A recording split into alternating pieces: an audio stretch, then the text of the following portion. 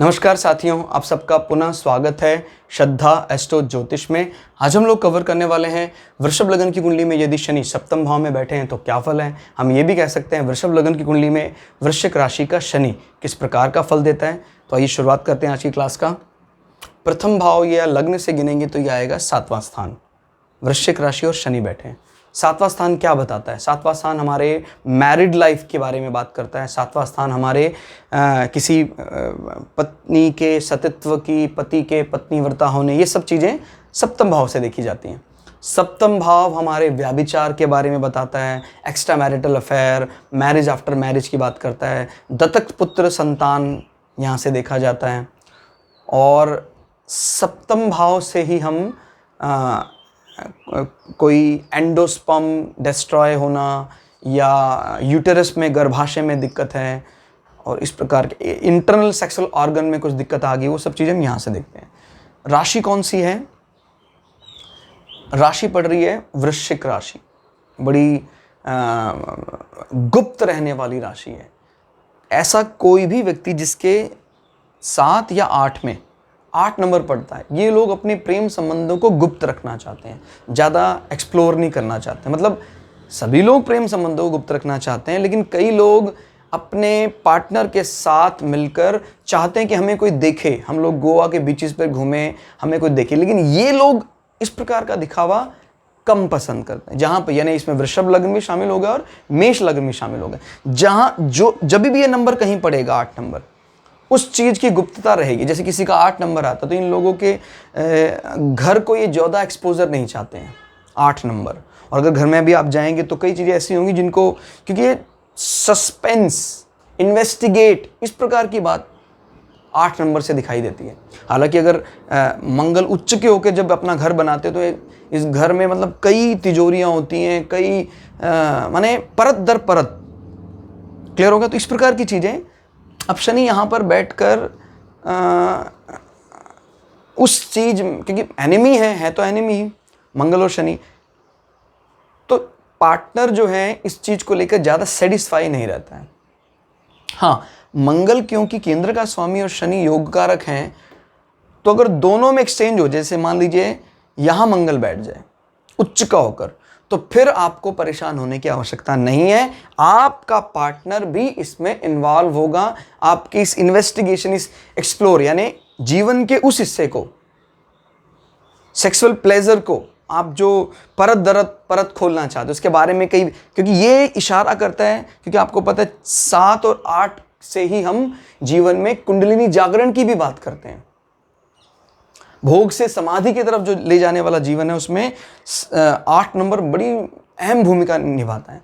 अगर इसका Lord excelled करके यहाँ बैठा हो तो ये परिवर्तन राजयोग बन जाएगा और फिर इसका जो दुख है वो भी खत्म हो जाए। बिकॉज फिर शनि बिगाड़ नहीं सकता इस हाउस का, और मंगल भी यहाँ बैठकर, यहाँ तो उच्च के हो जाते हैं, सबसे ज़्यादा एंजॉय करते हैं।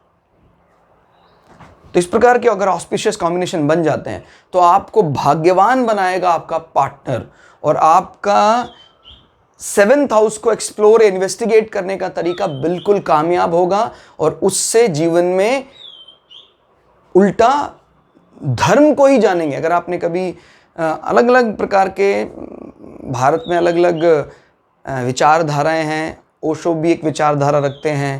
हालांकि मैं पूरी तरह से सहमत या असहमत नहीं हूं उनसे, लेकिन फिर भी उन्होंने मृत्यु से मोक्षा की बात की, भोग से मोक्षा की बात की, तो उसमें वैदिक सारी है, वो वेद से ही कहीं ना कहीं उसका विषय जुड़ा हुआ है। तो बात तो सही ही है वो, कि कई लोगों के मोक्ष का कारण उसका 7th या 8th हाउस बन जाता है, और कई लोगों के मोक्ष का कारण उसका 4th हाउस बन जाता है। 8th हाउस तो मैंने पहले ही बोल चुका हूँ, एंड 12वां हाउस कहा जाता है फाइनल मोक्षा। तो इस चीज़ को भी आपको ध्यान रखना है। और जैसे कई लोगों को इस प्रकार के योग बनते, टिपिकल योग, जेल में रहना पड़ा और जेल यात्रा के कारण उनको जीवन में मोह भंग हो। कई लोग तो क्रूर हो जाते हैं जेल में जाने के बाद और ज़्यादा, कि मैं लोगों को मार दूंगा।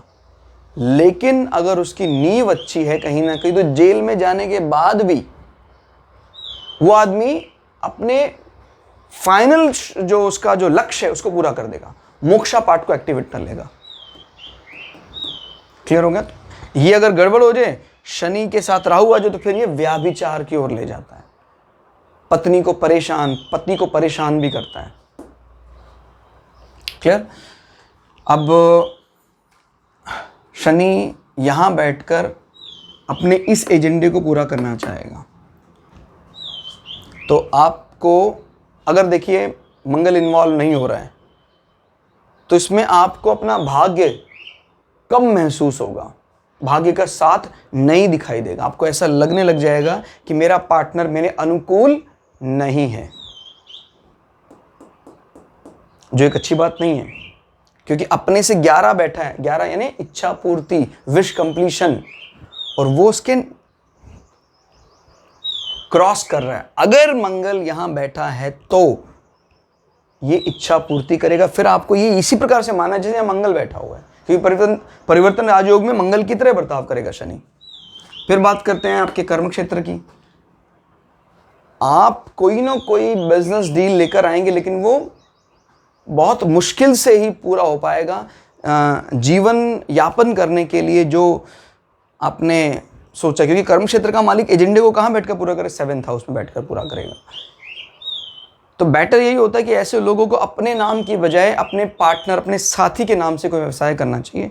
खुद के नाम से करेंगे तो गड़बड़ हो सकती है, क्योंकि शनि अच्छी स्थिति में नहीं है, विरोध है, तो शुरुआत करेगा वो बंद हो जाएगा, चलेगा नहीं चलेगा। अगर बृहस्पति भी पीड़ित है फिर तो बहुत दिक्कत होगी, फिर तो इनकम सोर्सेज में भी कुछ इनकम भी नहीं आएगी।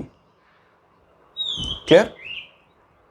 अब शनि के दृष्टियों की बात कर लेते हैं यहां बैठकर, 1 2 3। ये एक अच्छी बात है कि एटलीस्ट पिता का सपोर्ट तो मिल रहा है। यहां बैठकर शनि की दृष्टि ये बताती है कि आपके विवाह के बाद भी आपके पार्टनर के जरिए पिता का सहयोग आप पर बरसता रहेगा, इसमें कोई दो राय नहीं है। हालांकि बैठे तो इसका स्वामी अपने से 11वां गलत हाउस में है, लेकिन अब जो दृष्टि पड़ती है, दृष्टि उस नेगेटिव इंपैक्ट को काफी हद तक कम करने का प्रयास करती है, यानी री अटेम्प्ट करने पर वो फायदा दिलाएगा। क्लियर होगा? 3 के बाद 7वीं दृष्टि आपकी पर्सनैलिटी को बढ़ाएगी। विवाह के बाद शनि शुक्र के मित्र हैं, आपको कई ऐसे विषयों पर आपको ऐसा लगने लगेगा कि मैंने गूढ़ विषयों, आपकी चिंतन करने की जो टेंडेंसी बढ़ जाएगी। चिंता नहीं, चिंतन। शुक्र और शनि का पॉजिटिव कॉम्बिनेशन चिंतन लाता है, लग्जरी के साथ साथ कर्मठ जीवन भी बनाता है, क्योंकि शनि बहुत कर्मठ है। 7 8 9 10 शनि की ये दृष्टि ठीक नहीं है, यहां बैठकर आपके कर्म को कमजोर कर रहा है। क्लियर हो गया? ये कह सकते हैं आपके 10th हाउस को कमजोर कर रहा है। क्लियर होगा? तो ये ध्यान रखना है, 10th हाउस की कमजोरी का अर्थ होगा आपके घर में अनावश्यक क्लेश का कारण आपका पार्टनर हो सकता है आपकी माँ उनसे सेटिस्फाई ना रहती हूँ। पिता का हालांकि सपोर्ट दिखाई देता है, लेकिन माँ सुखों को कम करेगा, आपके घर के सुखों को कम करेगा, आपके अपने मकान में बाधक हो जाएगा। तो ऐसे लोगों को मकान के लिए भी किसी माने अपने पार्टनर के नाम पर मकान लेना चाहिए, क्योंकि इनके नाम से मकान बनेगा तो गड़बड़ हो जाएगी, कलह रहेगा, लड़ाई झगड़े रहेंगे। ये कब खराब हो सकता है? माने ये जो खराब योग है इसको कैसे डिनाई किया जाए? डिनाई करने के लिए सूर्य को राजयोग में इन्वॉल्व कर दो। सूर्य आइदर इस पर नजर लगा ले। क्लियर हो गया भाई? या इनके साथ बैठ जाए, सूर्य इनके साथ। हालांकि मैरिड लाइफ के लिए वो कुछ हद तक खराब भी होगा, लेकिन आपके घर के सुखों को कम नहीं होने देगा।